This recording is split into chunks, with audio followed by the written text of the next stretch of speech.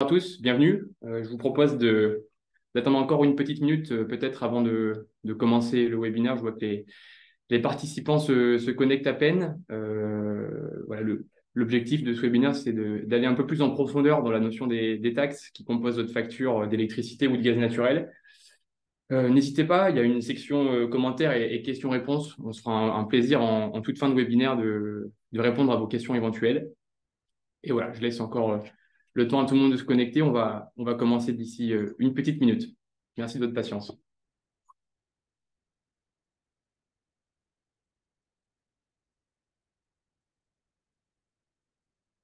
En attendant peut-être que tout le monde nous rejoigne, je vais aborder le sommaire de ce webinaire.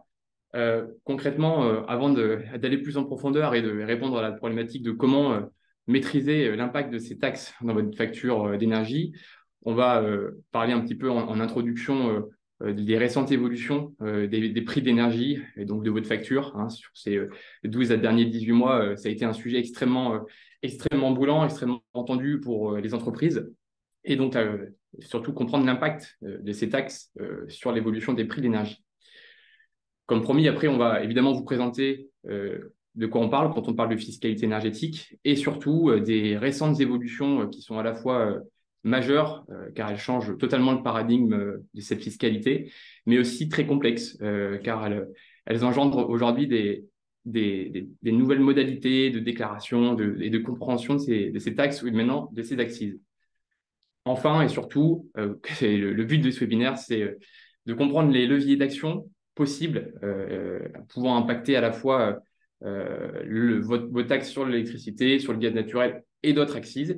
La méthodologie, donc, à la fois du tarif réduit et des exonérations, qui sont des sujets un peu connus depuis maintenant plusieurs années, mais on voit qu'encore aujourd'hui, on peut aller bien plus en profondeur que simplement les CERFA que vous avez pu recevoir en début d'année. On vous présentera bien évidemment la méthodologie d'intervention de Aidon Associés, le cabinet et ensuite, je l'espère, beaucoup de questions-réponses afin de pouvoir échanger ensemble.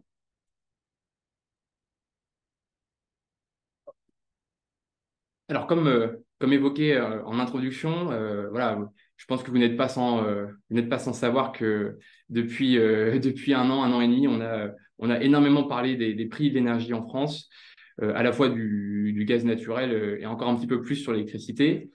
Évidemment, le contexte géopolitique y est pour quelque chose. On le voit sur le graphique qui parle de l'évolution des prix, donc des prix du marché spot, c'est les prix du marché en gros, du marché de gros de l'électricité et du gaz naturel.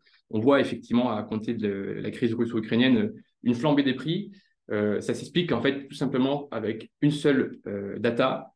C'est que la France a dû importer 6 fois plus que d'habitude l'énergie, et ce qui a causé effectivement des grosses difficultés pour les entreprises qui n'ont pour la plupart pas réussi à répercuter cette hausse de prix sur leur prix de vente. On voit que les entreprises ont dû soit comprimer leurs marges, soit prélever sur leur trésorerie, et ce, malgré pourtant un nombre d'aides importants mis en place par le gouvernement. On parle de plus de 20 milliards d'euros d'aides entre 2022 et 2023. Certainement des aides que vous avez, je l'espère, sollicitées ou entendues, comme l'amortisseur électricité qui mettait un prix plancher au sein duquel l'État vous apportait 50% de ce montant. Le guichet d'aide au paiement des factures électricité-gaz avec un guichet à solliciter de manière bimestrielle.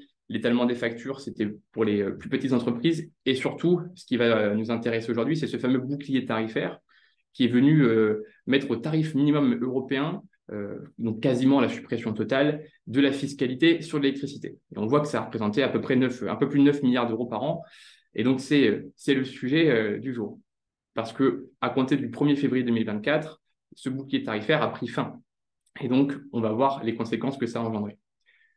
Avant de passer à la prochaine slide, je voudrais juste que vous regardiez encore une dernière fois bien le graphique pour garder en tête le prix à la fois de l'électricité et du gaz naturel. Là, à cette période, en janvier 2024, c'est les dernières dates en question. On pourrait donc s'attendre à un apaisement, à un retour à la norme, une normalisation des prix de vos factures énergétiques. Et pourtant, dans les faits, qu'est-ce qu'on constate? On constate qu'en 2024, encore, le tarif réglementé de vente a augmenté. Concrètement, il a augmenté là dernièrement 11%, plus de 11% pour le gaz naturel et presque 9% pour l'électricité. Alors, quand on parle de tarifs réglementés de vente, de quoi on parle? Peut-être que vous n'êtes pas concerné, peut-être que votre structure ou votre entreprise achète directement sur le marché spot, donc contractualise avec des courtiers pour un prix d'énergie quasiment au jour le jour, un petit peu comme sur la bourse. Néanmoins, pour l'extrême grande majorité des structures en France, on a des contrats qui sont bloqués, hein, donc avec des tarifs réglementés. Et donc, malgré un prix du mégawattheure, à la fois du gaz naturel et de l'électricité qui est revenu à la norme, qui est revenu à une norme d'avant-crise, même parfois beaucoup plus bas, on constate une augmentation. Pour comprendre l'augmentation, il faut comprendre la composition de la facture. Hein, vous le voyez à gauche sur le schéma d'une facture. C'est des chiffres qui fonctionnent à la fois pour le gaz naturel et pour l'électricité. Alors, ça peut peut-être varier un petit peu en fonction de votre bonne négociation de vos contrats, je vous le souhaite, mais en tout cas, on est souvent sur un schéma un tiers, un tiers, un tiers, donc un tiers molécule, ce qui constitue voilà, la molécule en question, un tiers acheminement pour financer les réseaux de distribution d'électricité et de gaz naturel, et un tiers de taxes, donc la fiscalité de l'énergie et la TVA. La TVA n'a pas augmenté, hein, sauf erreur de ma part, et donc on constate qu'en fait, l'augmentation à la fois du gaz naturel et de l'électricité est causée en grande partie par ces taxes qui ont augmenté. 55% de l'augmentation du gaz naturel, enfin de votre facture de gaz naturel est liée aux taxes sur le gaz naturel. Et en fait, 100%, l'augmentation de cette année de l'électricité est 100% due à la fiscalité de l'électricité, en l'occurrence la suppression du bouclier tarifaire qui a permis d'aider particuliers et entreprises durant cette crise des prix. Vous avez peut-être dû voir d'ailleurs qu'hier, le gouvernement a annoncé renoncer à l'augmentation des taxes sur l'acheminement, hein. Elle devait augmenter en gros la facture d'à peu près 1 à 2%. Donc voilà, on est toujours dans cette même problématique. Aujourd'hui, la molécule n'est pas plus chère, c'est tout ce qui encadre cette molécule, soit l'acheminement, soit les taxes. Alors, on va rentrer dans le vif du sujet. Quand on parle de fiscalité énergétique, de quoi parle-t-on concrètement? La fiscalité énergétique, c'est une branche de la politique fiscale du gouvernement. Voilà, j'ai eu plusieurs échanges avec des clients ou des structures que j'accompagne et souvent on me dit mais qu'est-ce qu'elle rémunère, qu'est-ce qu'elle finance? On pourrait s'attendre évidemment à ce qu'elle finance des projets d'énergie renouvelable, des projets pour le nucléaire. En fait, pas du tout. C'est une branche pure et dure de la politique fiscale du gouvernement et donc elle rentre juste dans le budget des recettes, hein, de l'État. L'objectif, on va le voir un peu plus tard, mais cette fiscalité énergétique s'est matérialisée un peu plus durant les années 2014. L'objectif, c'est suite aux différents accords de Paris et de Kyoto, de réduire les émissions de gaz à effet de serre, donc évidemment de fiscaliser, si vous voulez, tout ce qui serait énergie fossile ou non renouvelable. Comment il procède à cette fiscalité? Très concrètement, c'est une taxation en consommation. Donc, en fonction du produit que vous consommez, si on est sur l'électricité, ce sera en euros par mégawattheure. Si vous êtes sur du produit pétrolier, c'est souvent en euros par litre, hein, comme quand vous allez à la pompe à essence, plus de 80%, c'est la TICPE que vous payez, ou parfois en tonnes, lorsque plus rarement vous consommez des produits comme le charbon ou les houilles, par exemple. La mise en œuvre, elle est très simple. C'est le même système que la TVA. C'est-à-dire que votre fournisseur, EDF, Engie et autres, pour pas tous ces cités, collecte cette taxe. Vous voulez sur votre facture, par exemple, CSPE, euro mégawattheure. Il la collecte en nom et pour le gouvernement, puis la distribue au gouvernement. Donc, ils ont vraiment les collecteurs et rétribuent à l'État. La fiscalité énergétique encadre énormément de produits. On les voit, l'accès sur les produits énergétiques, donc tout ce qui serait issu du pétrole, donc ça encadre énormément de produits. La TICFE, donc là, c'est ce qui est lié à la consommation d'électricité, hein, donc pour taxe intérieure sur la consommation finale d'électricité. La TICGN pour le gaz naturel et la TICC pour les axes sur le charbon. On n'aura pas l'occasion, sur un format 30 minutes, d'aller à profondeur sur tous les produits. On va essayer d'être le plus pertinent possible. Aujourd'hui, c'est vrai que c'est souvent électricité et gaz naturel qui sont le plus consommés au sein des industries et des industriels français. Pour comprendre la fiscalité en 2024, il convient de faire un rapide regard en arrière et de regarder l'historique de cette fiscalité énergétique. La fiscalité énergétique, on le voit sur les graphiques de gauche. On peut commencer, si vous voulez bien, par la partie électricité. Voilà. Avant 2014-2015, on voit que c'était très minime. D'ailleurs, c'était très souvent mélangé avec les taxes communales ou les impôts locaux. Ça a vraiment pris un gap à compter de 2014. Et on voit que ça s'est relativement bien maintenu depuis 2014, des augmentations, mais somme toute raisonnables. Là, on va voir, on va arriver sur vraiment une fiscalité qui est plus tellement logiquement incitative, mais vraiment punitive dans à la fois le but de la sobriété énergétique et de passer sur des énergies vertes, en tout cas renouvelables. Pareil pour le gaz naturel, on voit cette fois-ci une augmentation beaucoup plus forte entre 2014 et 2024. Bon, bah voilà, pareil, pour le coup, le gaz naturel, lui, est 100% d'énergie fossile, donc volonté du législateur d'être encore un peu plus punitif. Comment ça fonctionnait? Donc, je vous l'ai dit, c'est en euros de consommation. Donc, si vous consommiez 3 gigawattheures par an d'électricité, vous payez 3000, parce qu'on est en mégawattheures, donc 3000 mégawattheures, donc 3000 fois le taux en vigueur. Donc, à l'époque, la TICFE, avant le bouclier tarifaire, était à 22,50 € et la TICFE à 8,37 €. C'était des prérogatives des douanes en région, donc selon votre siège d'implantation, on n'était pas tous égaux. Si votre site de production était basé à Bordeaux, vous traitez avec les douanes de Bordeaux, etc., etc. On était surtout, et ça c'est très important de le noter, sur un schéma interrogatif. C'est-à-dire que dans la grande majorité des cas, vous vous acquittiez à tarif plein, et ensuite vous pouviez faire des démarches en fonction de différents critères qu'on abordera pour vous acquitter à un tarif préférentiel de cette taxe. Il fallait donc constituer un dossier de demande de remboursement qui était un dossier assez lourd, concrètement, avec beaucoup de CERFA, un descriptif industriel à faire, une copie papier de toutes vos factures, envoyer ça aux donnes en question en format papier, et le temps de traitement était en moyenne de 6 mois. Donc, déjà, il fallait attendre que l'année soit finie pour récupérer toutes les factures, ensuite constituer le dossier, attendre votre liasse fiscale, puis un délai de traitement de 6 mois. Ce qui fait que ça a malheureusement un vrai impact sur votre trésorerie. Et en plus, les sociétés n'appliquaient pas leur éligibilité à un tarif réduit directement auprès du fournisseur parce que ce n'était pas dans la norme. Et puis, comme les variables de consommation et peut-être de ratio financier évoluaient, les sociétés ne préféraient pas effectivement le mettre directement dans leur facturation. Donc, c'était un travail annuel assez fastidieux. On a décidé, pas moi, mais le gouvernement a décidé de changer ça.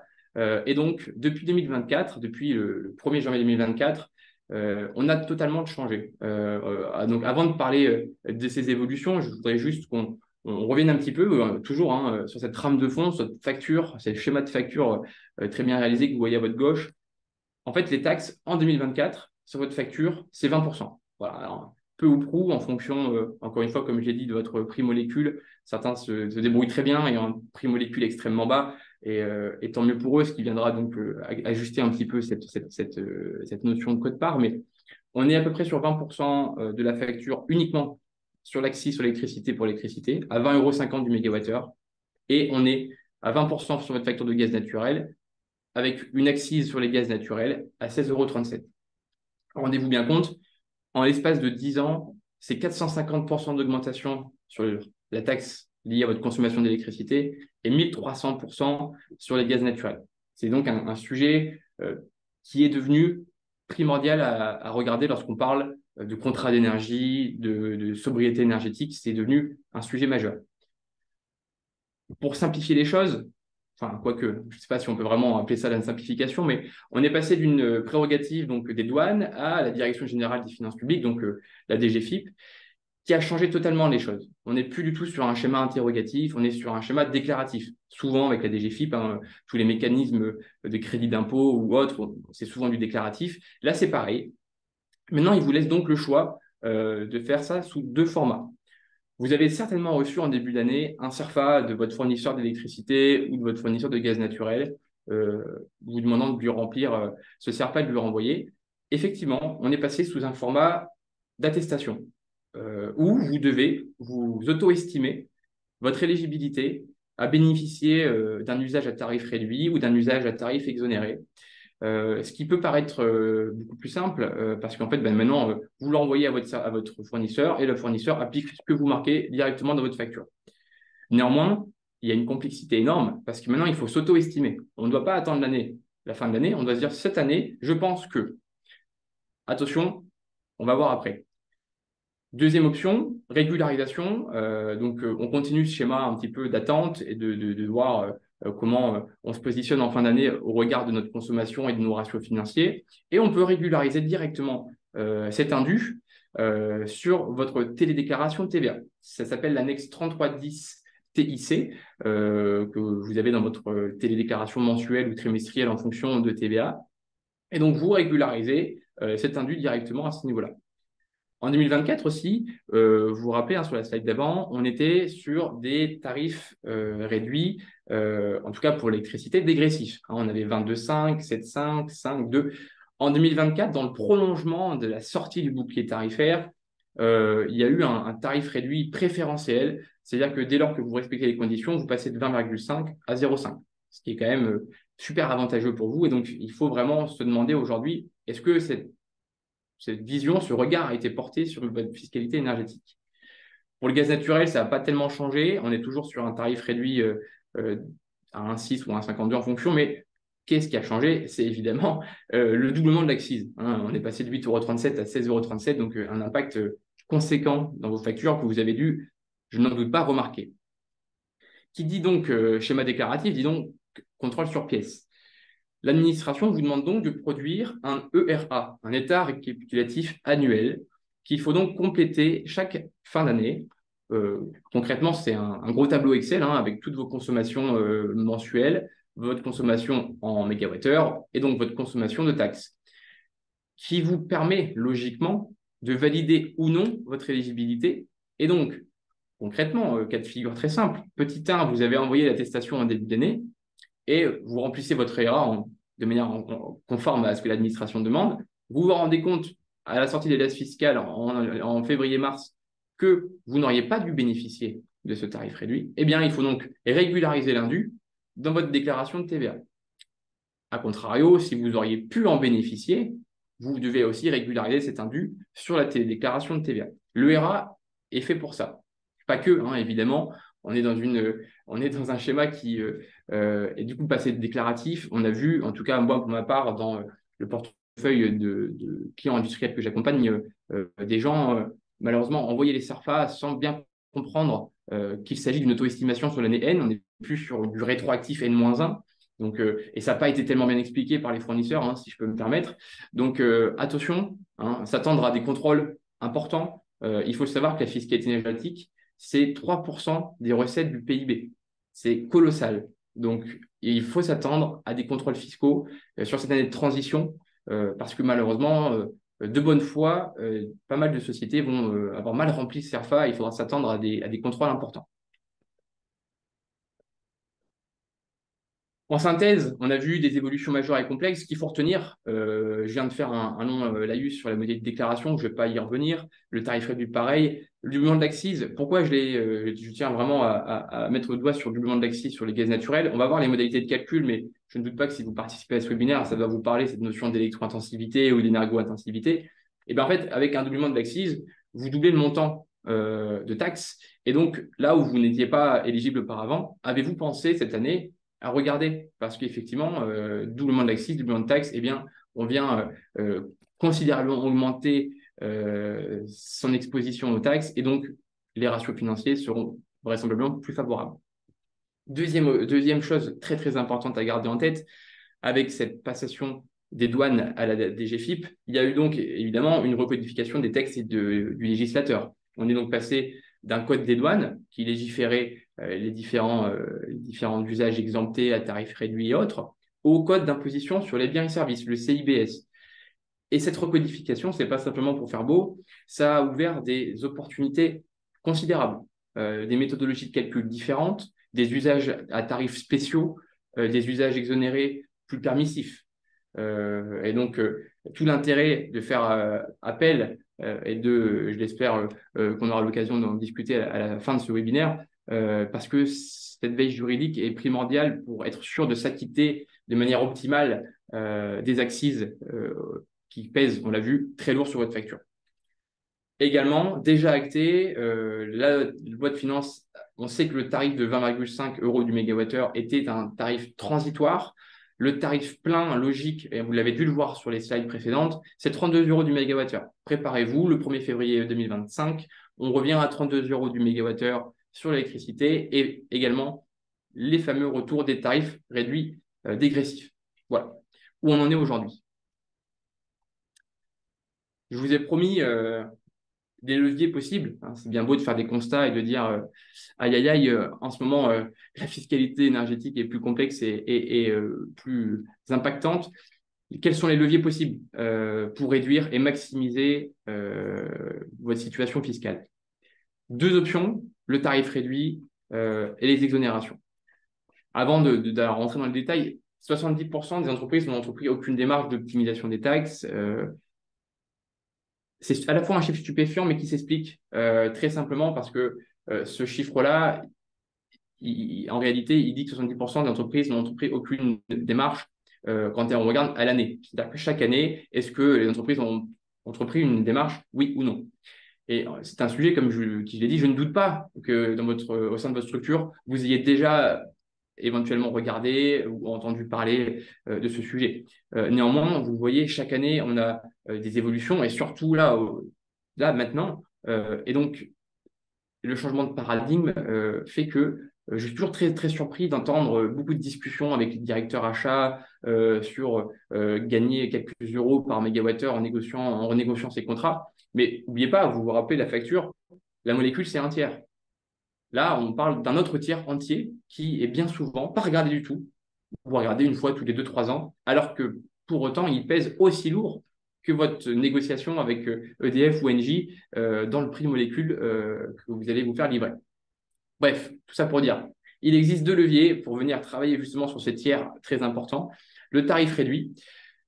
Pourquoi le législateur a mis en place un tarif réduit? Concrètement, le tarif réduit, c'est lorsque la part des taxes dans la création de valeur de votre société semble énergivore. Lorsque votre création de valeur de production est fortement impactée par l'énergie, vous êtes donc énergivore et donc on peut vous octroyer un tarif réduit. Pour ce faire, on va regarder quelle est l'activité réellement exercée, parce que qui dit création de valeur dans un processus industriel dit activité industrielle, donc quelle activité? Ensuite, on a parlé de ratio énergivore, donc c'est un calcul, ni plus ni moins, d'électro-intensité ou d'énergo-intensité. On en reparlera plus tard. Et donc, en fonction du seuil, hop, tarif réduit. Les exonérations, pourquoi le législateur a souhaité mettre en place des exonérations? C'est lorsque vous avez un procédé industriel énergivore et non substituable pour une autre énergie. On les verra un peu plus en détail lorsqu'on ne peut pas remplacer un processus qui est extrêmement énergivore par une autre source d'énergie renouvelable ou une énergie verte. Donc là, c'est très simple. Quelle est la quote-part des consommations qui va à destination de ce process? Et donc, boum, exonération 0 euros du mégawattheure. Rentrons dans le détail du tarif réduit sur l'électricité. Bon, là, ça marche pour 2024, ça marchera vraisemblablement pour 2025.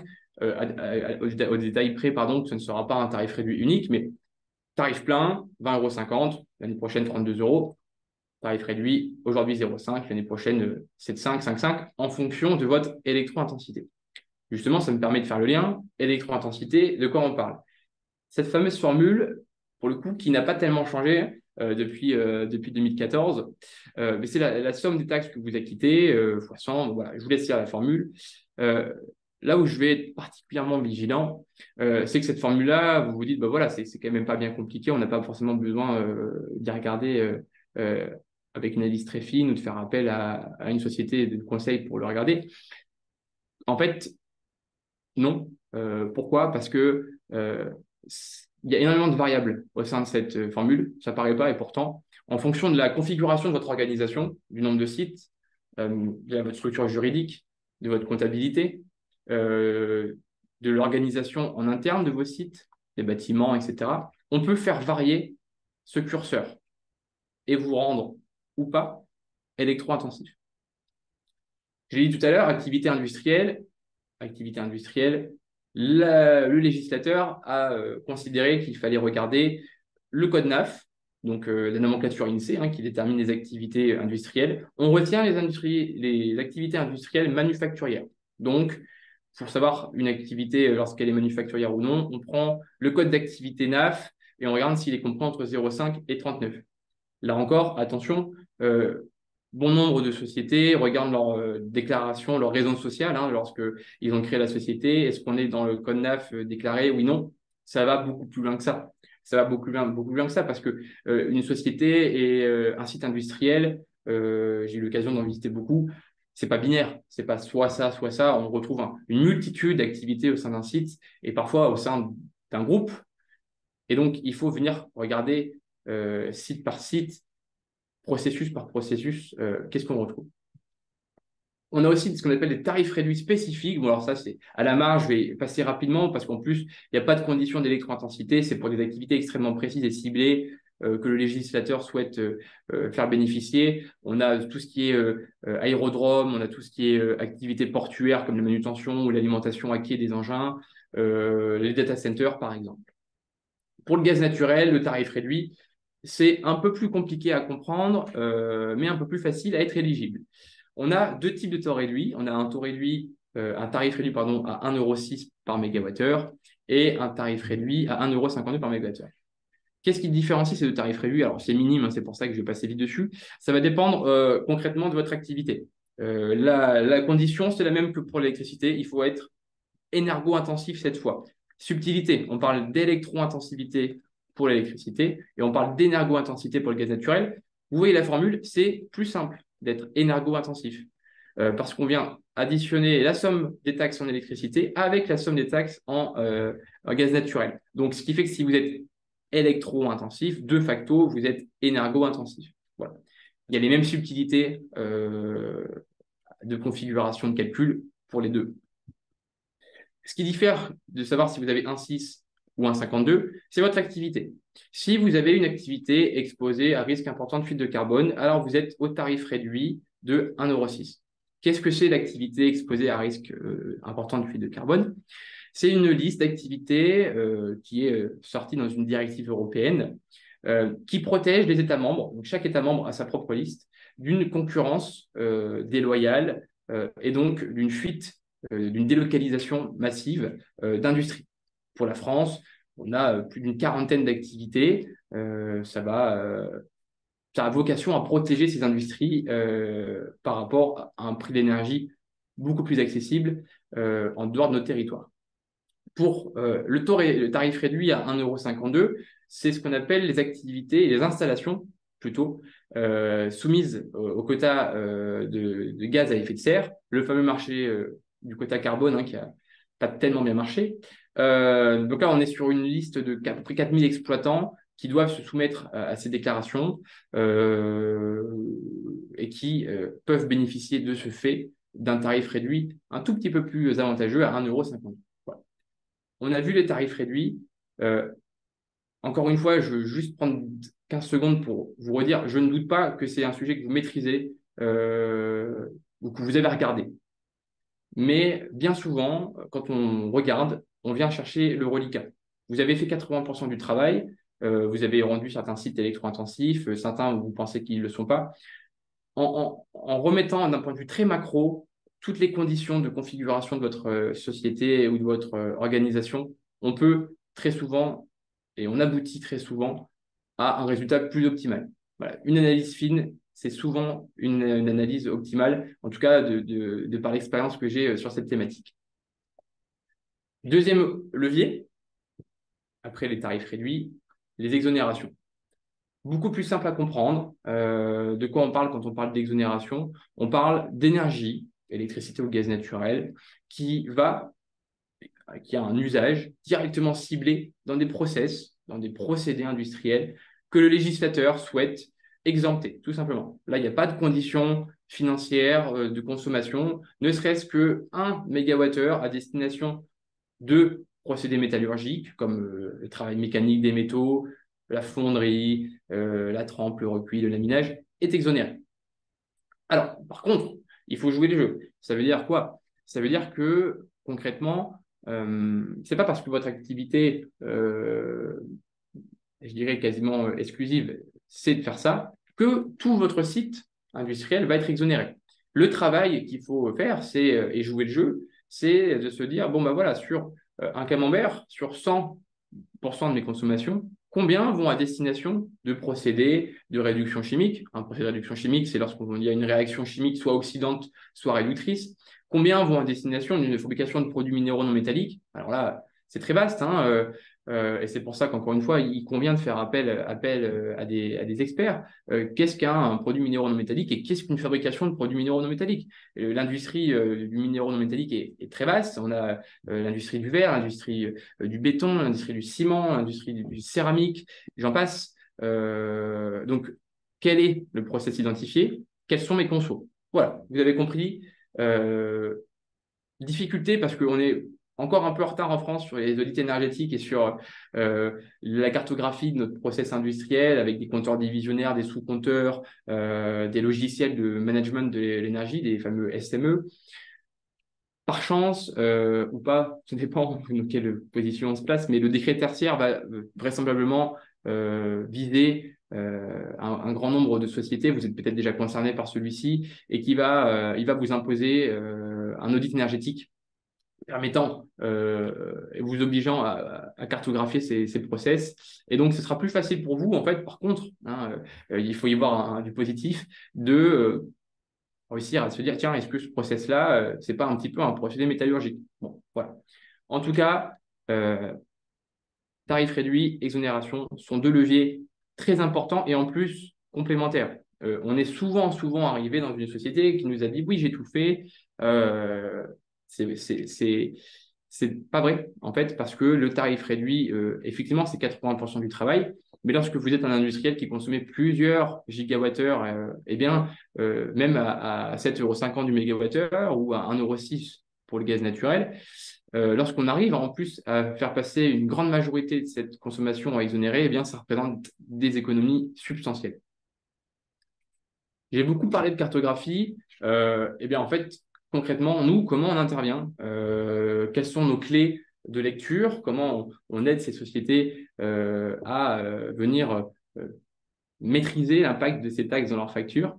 Eh bien, cartographie de périmètre d'analyse. Hein, je vous ai parlé beaucoup d'organisation, de structure juridique. C'est la base qui pèse dans votre organisation. Est-ce qu'on a un site, plusieurs sites?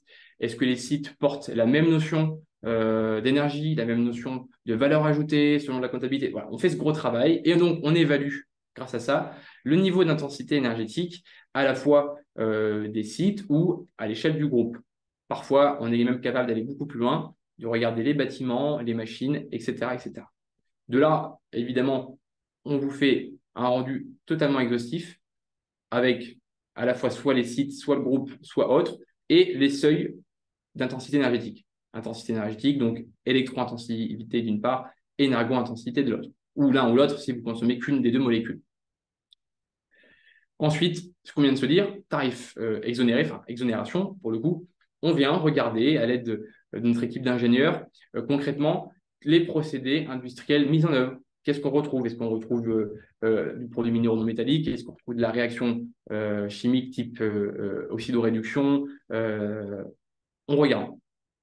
On fait ce double travail et on vous propose une restitution de votre consommation énergétique et des usages auxquels on pourrait prétendre avoir un tarif réduit ou un tarif exonéré.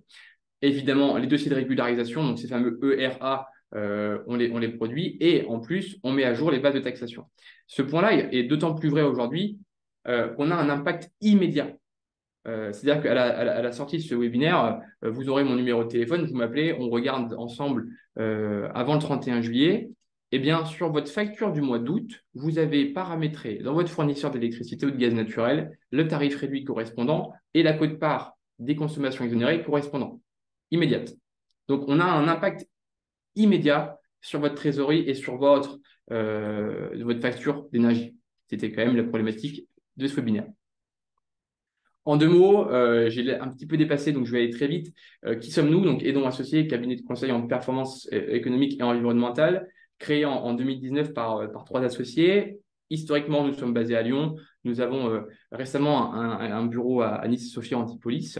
On est une société à taille humaine, hein. Vous voyez, 14-15 collaborateurs, 235 clients par contre. Alors rassurez-vous, ce n'est pas que en fiscalité de l'énergie. On fait également la valorisation de projets de recherche et d'innovation au travers des mécanismes fiscaux du CIR ou du C2I. On fait également tout ce qui va être cotisation auprès des URSSAF, hein, donc mise à jour des charges sociales auprès des URSSAF. Et également stratégie RSE, notamment les rapports extra-financiers ou tout ce qui va être certification.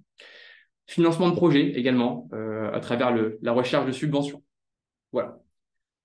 J'espère que j'ai été clair. Vous aurez de toute façon à la fin de ce webinaire un mail avec nos contacts, mon contact en l'occurrence, si vous voulez prendre un temps d'échange, il sera le bienvenu. Je vous laisse évidemment la main pour, je l'espère qu'il y a eu peut-être quelques questions, le cas échéant, ça veut dire que j'ai été très clair et tant mieux, et à votre disposition pour faire une passe sur cette question de fiscalité énergétique. Je ne sais pas Théo si il y a eu quelques questions durant mon discours. Merci Martin. N'hésitez pas, si vous avez des questions, vous pouvez vous exprimer dans la rubrique questions et réponses. Moi, j'ai une première question, c'est est-ce que vous pouvez nous en dire plus avec le nouveau système de déclaration sur les années qu'on peut aller récupérer en termes de taxes d'énergie? Ah. Est-ce qu'il y a des années limites Oui, je comprends la question. Donc, en fait, c'est une notion de rétroactivité, effectivement, que je n'ai pas forcément évoquée.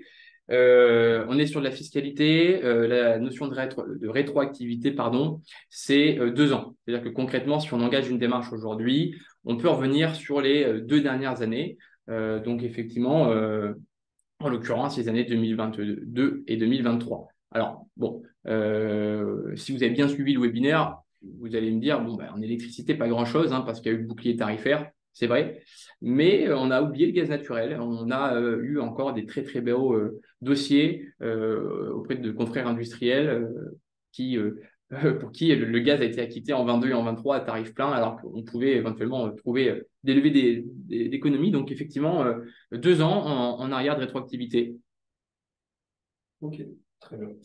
Et sur à peu près le même thème aussi, est-ce qu'il y a une certaine urgence à déclarer cet taux réduit dans l'année qui court? Oui. Ou alors est-ce qu'on peut venir le faire plus tard, toujours avec le système de déclaration? Alors, c'est vrai, c'est une bonne question. Très important, il faut que vous ayez en tête une chose, vous ne pouvez réaliser qu'une seule régularisation par année fiscale.